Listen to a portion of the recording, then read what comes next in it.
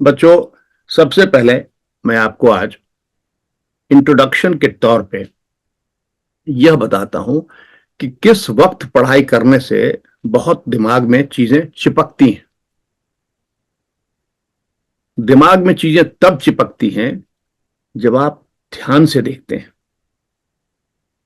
जब दिन में बैठते हैं तो कहीं संगीत बज रहा है, कहीं ढोलक बज रहा है, कहीं भजन बज रहा है, कहीं पुकार रहा है कोई, कहीं डिस्टर्बिंग एलिमेंट्स बहुत होती हैं और आंखें और दिमाग यहां वहां भटकते रहते हैं। कभी फोन आ रहा है किसी का,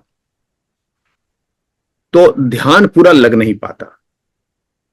और आप जानते हैं कि भगवान इस बात को बार बार कहते हैं भगवत गीता में कि एकांत स्थान में जाकर बैठकर ध्यान करो, कहते हैं ना।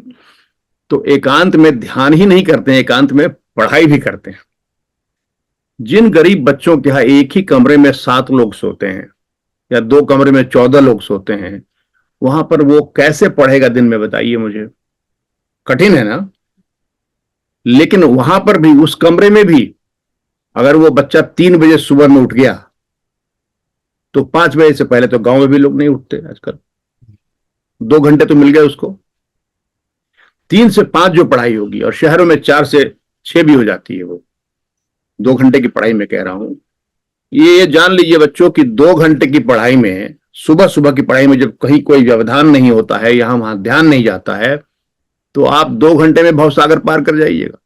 यहां भवसागर का मतलब परीक्षा सागर है। परीक्षा सागर में अच्छी तरह पार कर जाइएगा, प्रथम श्रेणी में पास कर जाइएगा, इतना बता देता हूं। अगर उससे ऊंचा लक्ष्य आपका है, प्रथम श्रेणी से अच्छा लक्ष्य, तब उसके लिए अधिक पढ़ाई लगती है। अगर इतना ही लक्ष्य है कि प्रथम श्रेणी में इज्जत के साथ हम पास कर जाएं और ज्ञान के साथ पास कर जाएं, सिर्फ देखिए, पास तो बहुत तरह के लोग करते हैं। आपने एक फिल्म बनी है 12वीं फेल,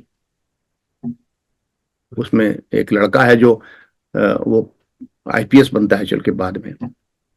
तो वो उसके स्कूल में लोग फर्स्ट डिवीजन में ही पास किया करते हैं, गांव में स्कूल है। एक बार एक कड़ा आदमी आ जाता है, डीएसपी, तो वो चोरी रोक देता है। चीटिंग कराते थे, टीचर ही चीटिंग कराते हैं, तो सभी लोग फेल कर जाते हैं, वो भी फेल कर जाता है, तो 12वीं फेल हो गया वो। वही बताता है डीएसपी कि देखिए ये बहुत गलत बात है, गंदगी बात है। तो प्रिंसिपल साहब कहते हैं सारी यही व्यवस्था है साहब, स्कूल का नाम भी तो खराब होता है ना। कहता है कि हमारे स्कूल से सारे फर्स्ट क्लास, आइए एडमिशन लीजिए। तो क्या बढ़िया लगता है कहने में, नहीं? लेकिन कितनी क्षति होती है बच्चों की, बाद में कुछ नहीं कर पाते वो 12वीं फेल कर जाता है अगली बार, उस बार, और अगली बार जो है 3rd क्लास में पास करता है, 3rd क्लास में। और बाकी सारे फर्स्ट क्लास में, एकमात्र 3rd क्लास में। इसने चोरी नहीं की, उसके बाद इसकी अंतरात्मा जग गई। आप ध्यान दीजिएगा, वही लड़का आगे चल के आईपीएस बनता है, और बाकी जो फर्स्ट क्लास लाने वाले थे वो सब कहीं ना कहीं कुछ और कर रहे होते हैं। इसलिए वो अंतरात्मा को जगाने से बहुत दूरगामी लाभ होता है। उसको जगाइए आप लोग भी। गलत तरीके से आगे बढ़ने से जिंदगी में बहुत अच्छा फल नहीं मिलता है, बाद में बहुत तरह की दिक्कतें होती हैं, बताऊंगा पीछे आपको। सबसे पहली बात तो ये सीख लीजिए कि सुबह सुबह अगर आपने उठ के पढ़ लिया तो भवसागर में, परीक्षा सागर के पार हो गया, और अच्छे तरह से हो गए। डूबते उतराते पार नहीं हुए आप, शान से अच्छी जहाज में, हवर क्राफ्ट में बैठ के पार कर गए। अब सवाल ये कि इतनी सुबह नींद कैसे टूटे। नींद तो हमारे वश में नहीं है भाई, और हमसे ज्यादा बलशाली भी है नींद। तो क्या करें नींद के लिए हम? देखिए, अगर आप 7 घंटे से कम विद्यार्थी जीवन में सोएंगे, कम से कम 6 घंटे, अधिक से अधिक 8 घंटे, ये नियम है। एवरेज में कह रहा हूं 7 घंटे, तो आपकी नींद पूरी हो जाएगी। नहीं तो मन व्याकुल रहेगा, शरीर व्याकुल रहेगा, और मस्तिष्क भी व्याकुल रहेगा। आपको नींद आती रहेगी तो फिर दिमाग में कुछ आपके आएगा नहीं। इसलिए आप जल्दी सो जाइए। मान लीजिए आप 9 बजे सो जाते हैं, तो 10, 11, 12, 1, 2, 3, 4, 7 घंटे। 9 बजे सो रहे हैं कि नहीं आप लोग? मेरी बात हुई थी आपके व्यवस्थापक जी से, तो मैंने 9 बजे सो जाना चाहिए इन लोगों को। तो 7 घंटे में नींद पूरी हो गई आपकी। अब आप 3 बजे उठेंगे तो फ्रेश रहेंगे।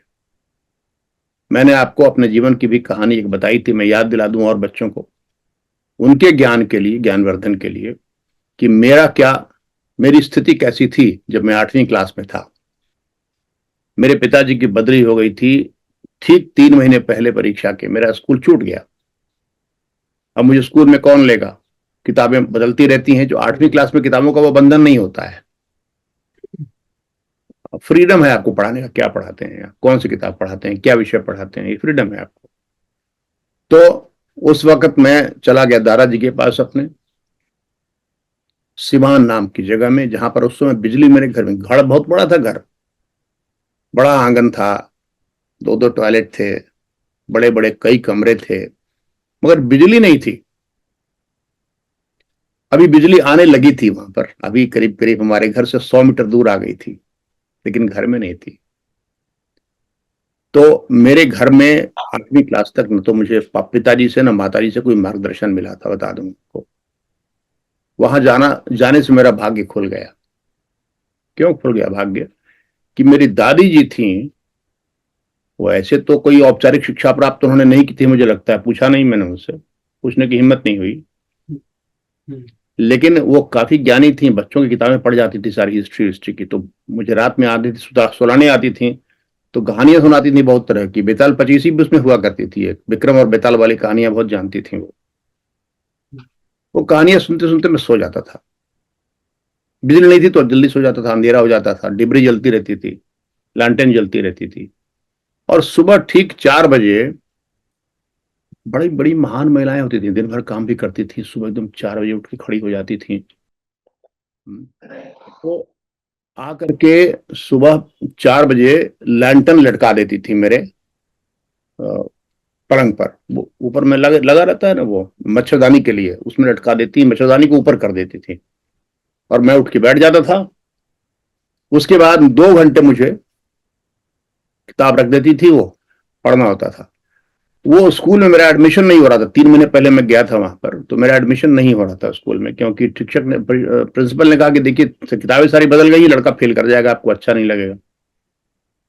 तो उसी विद्यालय में पिताजी, चाचा जी सभी लोग पढ़े थे, तो उनका परिचय था हमारे दादाजी का, उनसे आग्रह करके, मिन्नत करके उन्होंने एडमिशन कराया कि नहीं नहीं, फेल नहीं करेगा, हम इसको पास कराएंगे, कुछ ना कुछ पढ़ाए बढ़ाएंगे। हो सकता है इस डर से भी मुझे उठा दिया था उस सुबह 4 बजे, कि इज्जत उनकी न जाए। और मैं आप ही जैसा था, वो वहां अंटा खेलता था, बड़े वहां पे लड़के सब अंटा खेलने वाले थे जहां गया था मैं। आधा गांव ही था एक तरीके से, बगल में खेती होती थी वहां पर, शहर था कहने को, लेकिन बगल में खेती सामने होती थी मेरे। तो अंटा खेलने का रिवाज था वहां पर, तो मैं भी अंटा खेलता था शाम को जाके। सामने मेरे बहुत बड़ा फील्ड था, और वो पिट्टो एक होता है, गेम होता है वो, उसमें पत्थर एक के ऊपर एक चढ़ा दिए जाते हैं, पिट्टो, और गेंद से मारना पड़ता है उसको, फोड़ो, जो फोड़ता था वो जीतता था। तो ये 2 गेम हम लोग खेला करते थे वहां पे। तो ऐसे माहौल में जहां कोई मार्गदर्शन नहीं हो, कोई पढ़ाई की बात ही मैं नहीं जानता कि पढ़ाई होती क्या है, कोई मार्गदर्शन नहीं था, जो मर्जी है करो, पढ़ो न पढ़ो। तो जब मैंने सुबह पढ़ना शुरू किया, सिर्फ 2 घंटे पढ़ता था मैं, उसके बाद फिर अंटा खेलता था, पिट्टो खेलता था। लेकिन जब रिजल्ट निकला तो मैंने पाया कि सबसे अधिक नंबर मेरे ही आए थे, एक ऐसे स्कूल में जहां साल साल भर से लड़के पढ़ रहे थे, अच्छे बुरे हर तरह के होते हैं, और मैंने सिर्फ 2 घंटा पढ़ाई की उठ के सुबह सुबह, और उसी में भवसागर पार कर गया, मैं परीक्षा सागर पार कर गया। तो इसलिए मैंने आप लोगों को भी कहा है कि 2 घंटा लगाइए उसमें ठीक से, अगर सिर्फ फर्स्ट क्लास लाना है तो। और अगर अच्छा करना है तो आप 12 घंटे लगाएंगे तो वो भी कम है, क्योंकि ऊपर में कंपटीशन बहुत हो जाता है, जान लीजिए। ऊपर में एक एक नंबर के लिए बहुत कंपटीशन रहता है, कंट्री भर में कंपटीशन रहता है, इसलिए वो एक अलग चीज है। बाद में मैंने यहीं से शुरू करके ये सीख लिया कि 16 घंटे कैसे पढ़ते हैं। मैं 16 घंटे पढ़ा करता था, बता दूंगा, कम से कम 16 घंटे डेली।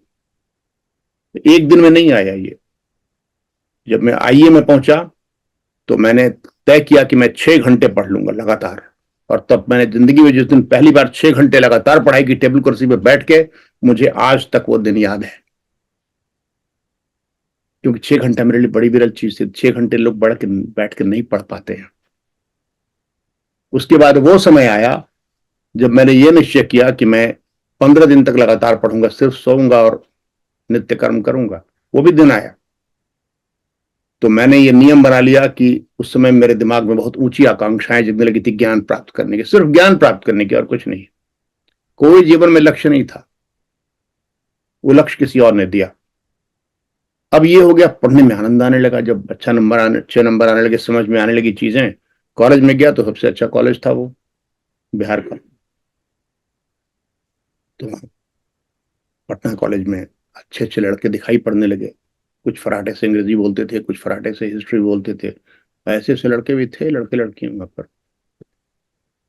तो तब मैंने ये नियम बनाया कि अब मैं क्या करूंगा कि मैं 15 दिन तक लगातार, और उसमें भीष्म प्रतिज्ञा जो कहते हैं, भीष्म का बड़ा रोल था मेरे जीवन के निर्माण में। भीष्म का जो चरित्र है, संकल्प ले लिया तो टूटेगा नहीं संकल्प को, ये भीष्म थे, इसी को भीष्म प्रतिज्ञा कहते हैं। तो बड़े इंस्पायरिंग फिगर हैं इंडियन हिस्ट्री के वो। तो दिमाग में कहीं रहता था, तो मैंने परिवार से कह दिया कि आप 15 डेज तक मैं किसी से मिलूंगा नहीं, माता से, पिता से, भाई से, बहन से। दरवाजा बंद, खाना बाहर रख दीजिए, नॉक कर दीजिए कि मैं खाना रख दिया गया, मैं लेके खा के बाहर बर्तन रख दूंगा। तो मैं 15 दिनों के बाद घर से, रूम से निकलता था पढ़ने के बाद, और दूसरा कोई कार्य नहीं, कोई मनोरंजन नहीं, कोई टीवी नहीं, कुछ भी नहीं, कोई अखबार नहीं। मैं आईए की बात कर रहा हूँ, आईए और बीए के वर्षों की बात कर रहा हूँ। तो आपको मैं पहले इसलिए बता रहा हूं ये बातें, क्योंकि आप समझिए कि बड़ी उपलब्धियां कैसे प्राप्त की जाती हैं। अगर परीक्षा सागर के पार जाना है आराम से, तो या तो चीटिंग करके आप लिखिए, कुछ दिन तक निकल जाइएगा, बाद में फेल करने लगिएगा कॉलेज में पहुंच के। स्कूल में तो पास करा देंगे लोग आपके गांव के स्कूल में, नहीं तो 2 घंटे सुबह सुबह उठ के पढ़िए, और उसके बाद अंटा खेलिए, पिट्टो खेलिए, दौड़ लगाइए। अगर इससे ऊंची आकांक्षाएं हैं, देश को, दुनिया को बदलना है, अपने आप को बहुत योग्य बनाना है वैश्विक पटल पर लाने के लिए, तो उसके लिए आपको बहुत साधना करनी पड़ेगी। 16 घंटे भी कम है उसके लिए, क्योंकि मैंने देखा है, मैंने जीवनी पढ़ी थी बर्ट्रैंड रसल की, जो अब तक के जितने चिंतक लेखक, चिंतक सिर्फ नहीं लेखक, ये 2 गुण मिला दीजिए तो उनसे बड़ा मुझे कोई दिखता नहीं है। क्योंकि चिंतक तो बहुत सारे हुए हैं, लेकिन जिन्होंने इतनी पुस्तकें इतने विषयों पर लिखी हुई, ऐसा दुनिया में कोई व्यक्ति नहीं हुआ है। इस कोट की पुस्तकें, जिस विषय पर लिखा उसी विषय पे सब बड़े लोग पढ़ते हैं उनको, एजुकेशन से लेके पॉलिटिक्स से लेके अणु परमाणु युद्ध तक लेकर जितनी बातें हैं। तो उनका जीवन के अंत काल में वो 99 साल तक सिर्फ जिए। कितने दिन जिए? कितने लोग जी पाते हैं 99 साल तक? कितने लोग जी पाते हैं? वो बैठ के ही रहते थे, ऐसा नहीं जैसे मैं बैठा रहता हूँ वैसे बैठे ही रहते थे। वो अभी फिलहाल बैठा हुआ रहता हूँ, बहुत दिन तक दौड़ करता रहा हूँ। उन्होंने कम से कम 65 पुस्तकें लिखी हैं, और 40 से 50 पुस्तकें उनकी अभी भी प्रिंट में रहती हैं, दुनिया भर में लोग खरीदते हैं और पढ़ते हैं अभी भी। वो साधना क्या थी? 16 घंटे काम 98 साल की उम्र में करते थे वो जी। 14 साल, 98 में 14 से 16 घंटे पढ़ते थे, लिखते थे, पढ़ते थे। तो इतनी साधना करनी पड़ती है। लेकिन मैं तो आपको सिर्फ 2 घंटे देने के लिए कह रहा हूं। उसके बाद पिट्टो खेलिए ना, कबड्डी खेलिए, मैं उसकी भी छूट दे रहा हूं आपको। कबड्डी खेलिए, लेकिन मैं आपसे आशा करता हूं बच्चों कि आपको 2 घंटे साधना नहीं करनी है, आपको बहुत ऊंची साधना करनी है, कम से कम 16 घंटे की। तो इसलिए हम लोग आज इस विषय पर ये पृष्ठभूमि बना रहा हूं। इन बच्चों की पृष्ठभूमि बनाई थी मैंने इसी प्रकार से, पहली कक्षा मैंने आपके लिए है पृष्ठभूमि बनाने के लिए। तो मेरे कहने का अर्थ ये है कि आप लोग ये पृष्ठभूमि समझ लीजिए कि कैसे साधना करते हैं पढ़ाई की, सरस्वती की। और सरस्वती सबसे ईर्ष्यालु देवी है, उनसे बढ़कर कोई दुनिया में दूसरा ईर्ष्यालु व्यक्ति नहीं है। क्यों? क्योंकि उनको बड़ी ईर्ष्या है कि मेरा भक्त किसी और तरफ देखे, सिर्फ मुझको देखे, लक्ष्मी की ओर न देखे। आपको ऐसे पढ़ने वाले लोग, ज्ञानी मिल जाएंगे जिन्होंने कभी लक्ष्मी की कद्र नहीं की है, आपको उनके बारे में पता भी नहीं है। जिन्होंने कभी यश की चिंता नहीं की, कितना यश मुझे मिलेगा, उनको इतना आनंद आया ज्ञान में। ज्ञान में एक बड़ा आनंद है, वो धीरे धीरे समझ में, जब समझ में आने लगेगा गणित आपको, तो गणित में बड़ा आनंद आएगा। जो इतना खराब लगता है विज्ञान में, अगर आपको आना समझ में आने लगी चीजें तो बहुत आनंद आएगा। आप उस पर प्रवेश करेंगे तो निकलेंगे नहीं। और भगवत गीता समझ में आने लगी तो फिर तो आप मत पूछिए, डूब ही जाएंगे आप उसके अंदर। प्रवेश करते जाएंगे, प्रवेश करते जाएंगे, आपको था नहीं मिलेगी कहां से कहां तक है ये, और बड़ा आनंद आएगा आपको। तो बच्चों, आज का सत्र मैं यही खत्म करता हूं इस पृष्ठभूमि को देने के बाद, ताकि आप कल से 4 बजे उठ जाए कीजिए। बिल्कुल, अभी भी आप लोग गुरुकुल में तो उठते हैं, मेरे ख्याल में 4:30 वगैरह में उठते हैं आप लोग। जल्दी सो जाइए, मैं सोने में कमी करने को नहीं कह रहा हूं बच्चों को, बिल्कुल। आपको इच्छा है तो 8 घंटे सो जाइए, पहले सो जाइए, उठ जाइए 4 बजे, उठ करके और अध्ययन शुरू कर दीजिए। अब तब सवाल उठेगा क्या पढ़ें और कैसे पढ़ें, तो इस पर मार्गदर्शन मैं आपको कल दूंगा, और कल ही मैं बताऊंगा आपको कि एक्टिव रीडिंग कैसे करते हैं। तब तक के लिए हरि शरणम।